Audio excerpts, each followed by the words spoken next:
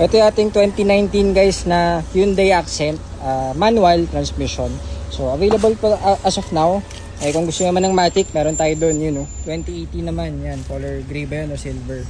So available din yan, hindi lang natin masyado papansin guys dito sa kabilang shop. Mazda BT50, ating, kita na pala yung ating Fortuner. Ayan, so available yan.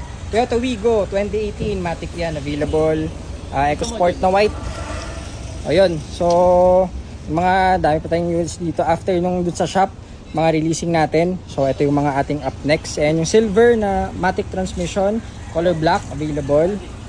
Ayan yung ating Accent, Mirage. Ayan, so ito yung ating dalawang dadalhin doon sa showroom para ma-process na.